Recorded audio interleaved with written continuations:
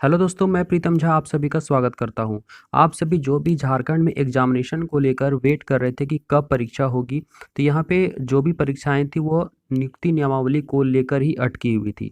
और अब झारखंड में नई नियुक्ति नियमावली लागू हो चुकी है और अब जो भी परीक्षाएं हैं वो बैक टू बैक अब होने वाली हैं।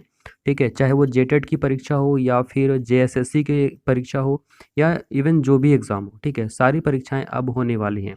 तो जो भी कैंडिडेट झारखंड में नौकरी पाना चाहते हैं तो वो तैयारी में लग जाएं। तो चलिए आज हम आपको बताने वाले हैं कि नियुक्ति नियमावली में क्या क्या आया हुआ है। ये आप सभी को अपडेट होना बहुत ज़रूरी है, ठीक है, क्योंकि बहुत सारे र्यूमर फैल रहे थे कि मैट्रिक इंटर से लेकर कौन यहाँ से अप्लाई कर सकता है, कौन नहीं कर सकता है, या फिर किसी भी एग्जामिनेशन के लिए कि एक ही परीक्षा होगी या फिर दो परीक्षाएं होंगी। तो यहाँ पे देखिए हर एक पॉइंट को हम लोग देखेंगे, कोई फालतू की बातें नहीं होंगी। आगे बढ़ने से पहले दोस्तों आप लोग ज़रूर चैनल को सब्सक्राइब कर लें ताकि इस तरह के अपडेट आपको टाइम टू टाइम मिलते रहें। चलिए, तो सबसे पहली बात यहाँ अगर हम देखें तो इसमें लिखा है कि समान वर्ग के अभ्यर्थियों के लिए तृतीय व चतुर्थ वर्ग की नियुक्तियों में आवेदन करने के लिए झारखंड से ही, यहाँ पे देखिए क्या लिखा हुआ है, झारखंड से ही संबंधित डिग्री मैट्रिक व इंटर हासिल करना अनिवार्य होगा। ठीक है, यहाँ पे देखिए एक चीज़ क्या लिखा हुआ है, सामान्य वर्ग। ये सामान्य वर्ग के लिए नियम लागू होता है।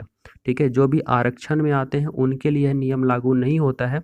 आगे आप ये चीज़ जरूर पढ़िएगा। ठीक है, चलिए आगे देखिए क्या है, कर्मचारी चयन आयोग की परीक्षा में हिंदी और इंग्लिश के अंकों को मिलाकर न्यूनतम पास अंक लाना है। क्योंकि देखिए इसके पहले क्या था कि हिंदी और इंग्लिश में इंडिविजुअल यानी कि अलग अलग आपको पास करना ज़रूरी था, लेकिन अब हिंदी और इंग्लिश दोनों को मिला करके आपको पास करना होगा।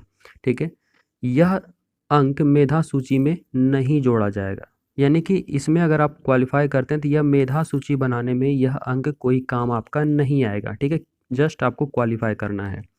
आगे देखिए क्या लिखा है पॉइंट में कि चिन्हित की गई क्षेत्रीय अथवा जनजाति भाषा में पास अंक लाना अनिवार्य होगा, यानी कि जो भी आपका लोकल लैंग्वेज है उसमें आपको पास करना होगा। ठीक है, चलिए आगे है, सामान्य ज्ञान की परीक्षा में 30%। ठीक है, यानी कि जो भी जनरल नॉलेज होगा उसमें 30% अंक लाना अनिवार्य होगा। नेक्स्ट है, मेधा सूची में दो लोगों के समान अंक की स्थिति में मैट्रिक व इंटर में प्राप्त अंकों के आधार पर मेधा सूची में नाम दर्ज होगा। यानी कि अगर दो कैंडिडेट का, मान लीजिए ए और बी दो कैंडिडेट है और दोनों का ही मान लीजिए कि 70 पे सिलेक्शन हो रहा है, ठीक है, और दोनों का ही 70 है, तो वहाँ पे क्या होगा, जिनका मैट्रिक में अधिक होगा, अगर मान लीजिए ए का मैट्रिक में अधिक मार्क्स है इन कंपेरिजन टू बी के, ठीक है, तो इनका सिलेक्शन हो जाएगा, इनका सिलेक्शन नहीं होगा। तो इस आधार पे यहाँ पे सिलेक्शन होगा। चलिए नेक्स्ट में क्या लिखा है, किसी भी प्रकार की नौकरी के लिए अब एक ही परीक्षा होगी। ये इंपॉर्टेंट बात है कि किसी भी प्रकार की परीक्षा हो, अब परीक्षाएं एक ही होने वाली हैं, चाहे वो जेटेट की परीक्षा हो, ठीक है, या फिर जेएसएससी की परीक्षा हो। ठीक है, अब झारखंड में जो भी परीक्षाएं होंगी वो एक ही परीक्षाएं होंगी। तो अब यहाँ पे आप लोगों के मन में ये हो रहा होगा कि क्या अब जो मेरिट बनेगा वो जेटेट के लिए क्या मैट्रिक इंटर के बेस पे होगा। तो देखिए ये यहाँ पे क्लियर नहीं किया गया है, लेकिन आई थिंक जहाँ तक मुझे पता चला है कि यहाँ पे जो आप एग्ज़ाम फेस करेंगे उसके आधार पे आपका मेरिट बनाया जा सकता है।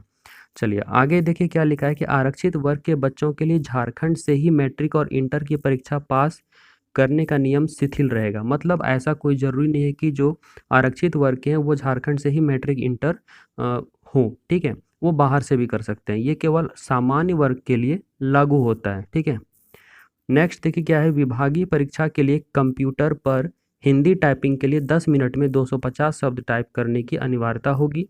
इसमें 2% से अधिक गलतियां नहीं होनी चाहिए। ठीक है, यानी कि 2% से अधिक गलती नहीं हो। तो ये सब चलिए सेकेंडरी मैटर है, लेकिन यहाँ मेन जो बात है, एक तो था आपको जनरल को लेकर, ठीक है, यहाँ पे जो आप देख रहे हैं सामान्य वर्ग के अभ्यर्थियों के लिए तृतीय व चतुर्थ वर्ग की नियुक्तियों में आवेदन करने के लिए झारखंड से ही मैट्रिक इंटर करना होगा। दूसरा जो इम्पोर्टेंट है, किसी भी प्रकार की नौकरी के लिए अब एक ही परीक्षा ली जाएगी, और जो आरक्षित वर्ग हैं उनको कोई ज़रूरी नहीं है कि आप मैट्रिक इंटर झारखंड से ही हो। ठीक है, तो ये थी इंपॉर्टेंट बात। अगर झारखंड टेट का आप तैयारी करना चाहते हैं, अगर आपको नोट्स चाहिए तो या फिर वीडियो क्लासेस, तो दोनों आप हमसे ले सकते हैं। अगर आप 1 to 5 का केवल नोट्स लेते हैं तो आपको 400 रुपया पे करना पड़ेगा। ठीक है, अगर 1 to 5 का विथ वीडियो कोर्स लेना चाहते हैं, ठीक है, वीडियो कोर्स प्लस नोट्स दोनों ही चाहते हैं, ठीक है, तो ये आपको 1400 रुपया इसके लिए पे करना होगा।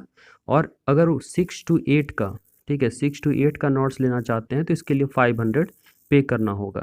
अगर आप दोनों ही 1 to 5, 6 to 8 दोनों का नोट्स एक साथ लेंगे तो आपको केवल 700 रुपया पे करना होगा, जबकि टोटल होता है 4 और 5 900 रुपया, ठीक है। तो आपको कहाँ लेना है, तो आप नीचे दिए गए नंबर पे आप हमें व्हाट्सअप करें और आप हमसे नोट्स प्राप्त कर सकते हैं। तो आई थिंक ये इन्फॉर्मेशन आपको अच्छा लगा होगा। वीडियो को लाइक करें, चैनल को सब्सक्राइब करें और इसे अधिक से अधिक आप शेयर करें। Thank you.